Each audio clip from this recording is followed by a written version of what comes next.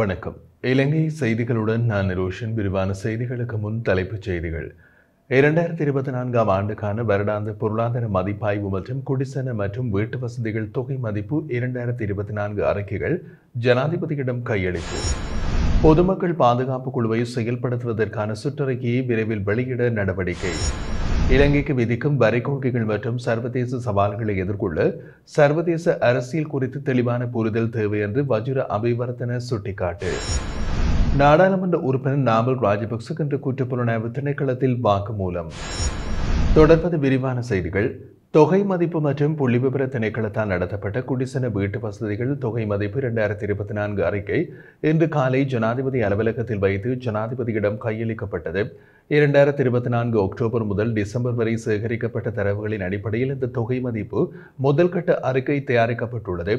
இலங்கையின் குடிசன வளர்ச்சி மற்றும் மாவட்ட அடிப்படையிலான சனத்தொகை பரவல் பற்றி இந்த அறிக்கையில் குறிப்பிடப்பட்டுள்ளது. இலங்கையின் அபிவிருத்தி செயல்முறைக்கான கொள்கைகள் மற்றும் திட்டங்களை வகுக்க அரசாங்கமல்லாத ஏனைய நிறுவனங்களுக்கு இந்த குடிசன கணக்கெடுப்பின் மூலம் சேகரிக்கப்படும் தகவல்கள் மிகவும் முக்கியமானவை. குடிசன தொகை மதிப்பு வரலாற்றில் முதல் முறையாக டேப்லெட் கணனிகள் மற்றும் கைபேசிகளை பயன்படுத்தி தரவு சேகரிப்பு மேற்கொள்ளப்பட்டதும் விசேட அம்சமாகும்.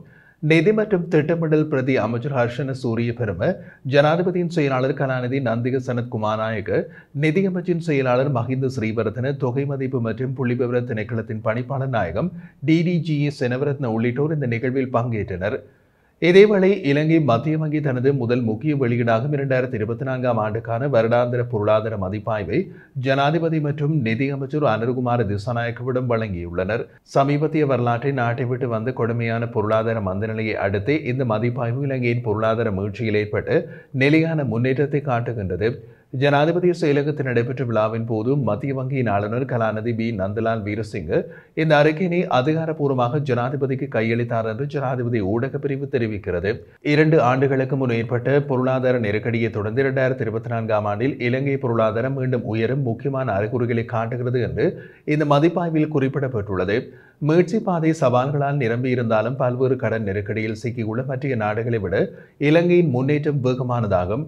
பொருளாதார செயல்பாடுகளில் ஏற்பட்ட முன்னேற்றம், மக்களின் வாங்கும் திறனில் ஏற்பட்ட மீளெழுச்சி மற்றும் சந்தை நிச்சயமற்ற தன்மை குறைந்திருத்தல் ஆகியவை இந்த அறிக்கையில் வெளிப்படுத்தப்பட்ட முக்கியமான நேர்மறை முன்னேற்ற குறிகாட்டுகளில் அடங்குகின்றன. பொதுமக்கள் பாதுகாப்பு குழுவை செயல்படுத்துவதற்கான சுற்றறிக்கையில் விரைவில் வெளியிடப்படும் என்று பொதுமக்கள் பாதுகாப்பு பிரதி அமைச்சர் சுனில் வடகல தெரிவித்துள்ளார். கிளீன் ஸ்ரீலங்கா திட்டத்தின் கீழ் அனைத்து கிராம சேவையாளர் பிரிவுகளையும் அடிப்படையாக கொண்டு இந்த குழுக்கள் செயல்படுத்தப்படும் என்றும் அவர் கூறியுள்ளார். இது குறித்து அவர் மேலும் கூறியதாவது, கிளீன் ஸ்ரீலங்கா திட்டத்தின் ஒரு பகுதியாக கிராமங்களில் பாதுகாப்பு குழுக்களை அமைக்க திட்டமிட்டுள்ளோம். அந்த குழுக்களுக்கு ஒதுக்கப்படும் பொறுப்புகள் மற்றும் செயல்கள் தொடர்பாக விரைவில் ஒரு சுற்றறிக்கை வெளியிடப்படும். கிராமங்களில் பல முக்கியமான பிரச்சனைகள் நிலவுகின்றன. அவற்றை மதிப்பீடு செய்து சரியான தீர்வுகளை கொண்டு வரவே இந்த குழுக்கள் அமைக்கப்படுகின்றன. இந்த குழுக்களை கிராம சேவகர் மற்றும் பிரதேச செயலாளர் வழிநடத்துவார்கள். கூடுதலாக பிரதேச செயலகத்தில் போதைப்பொருள் தடுப்பு பணியில் ஈடுபடுவோர் இந்த குழுக்களில் உறுப்பினர்களாக இருக்கலாம். மேலும் சமூகத்தில் மதிப்புக்குரிய ஒருவரை குழு தலைவராக நியமிக்கவும் ஒரு செயற்குழுவை அமைத்தும் நடவடிக்கைகள் மேற்கொள்ளப்படும்.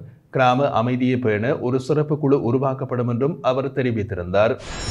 புத்தாண்டு விடுமுறையை முன்னிட்டு வீடுகளுக்கு செல்லும் ஆடை தொழிற்சாலை ஊழியர்கள் விடுமுறை முடிவில் தங்களது வேலை தொடர்பான நிச்சயமற்ற சூழ்நிலையை எதிர்கொள்வார்கள் என்று எதிர்க்கட்சித் தலைவர் சஜித் பிரேமதாச தெரிவித்துள்ளார்.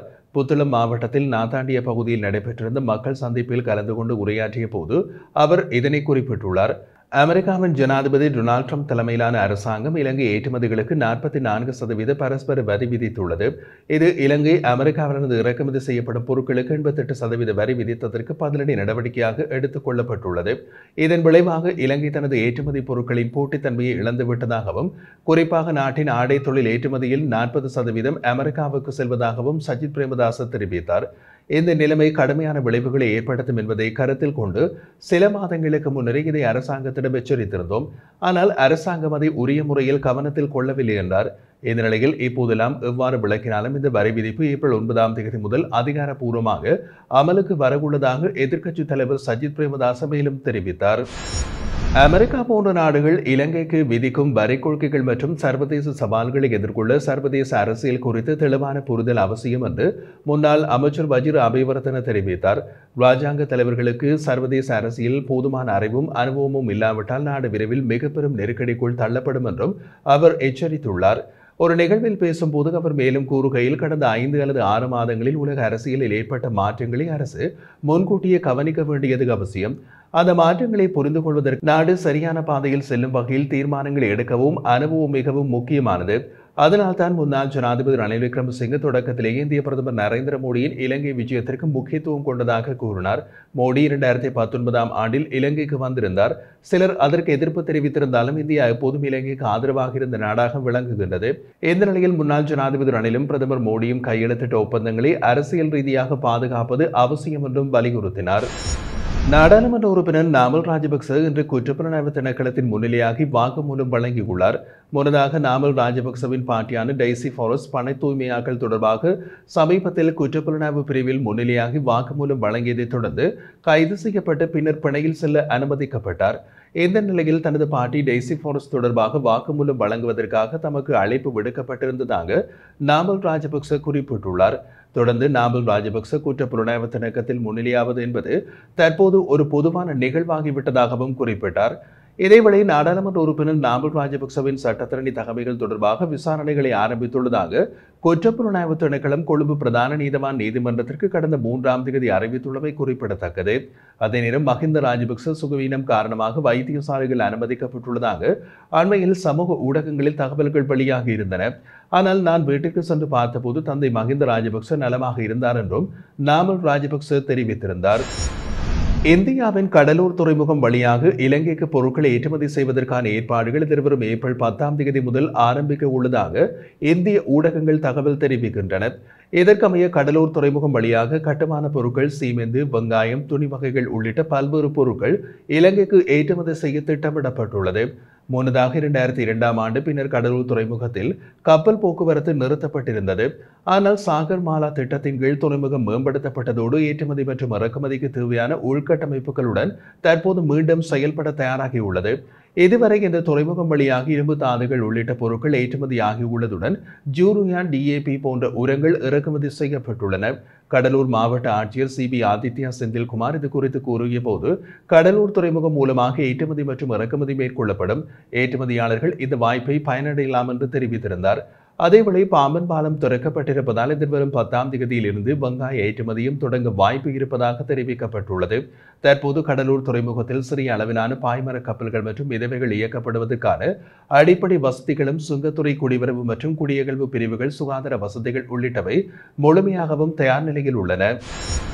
கடந்த மார்ச் மாதத்தில் இலங்கைக்கு 2,29,298 சுற்றுலா பயணிகள் வரவேற்றுள்ளதாக இலங்கை சுற்றுலா அபிவிருத்தி அதிகார சபை தெரிவித்துள்ளது.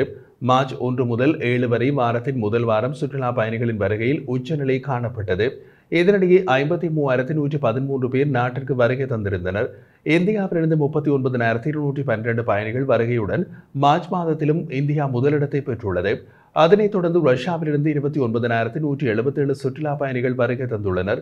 மேலும் இங்கிலாந்து, ஜெர்மனி, பிரான்ஸ் மற்றும் சீனாவிலிருந்தும் குறிப்பிடத்தக்க எண்ணிக்கையிலான பயணிகள் இலங்கைக்கு பயணம் செய்துள்ளனர். 2025ஆம் ஆண்டிற்கான இலக்காக 3 மில்லியன் சுற்றுலா பயணிகளை நோக்கமாக கொண்டிருக்கும் நிலையில் ஆண்டு ஆரம்பமான முதல் 3 மாதங்களிலேயே 7,22,276 சுற்றுலா பயணிகளை இலங்கை வரவேற்றுள்ளது.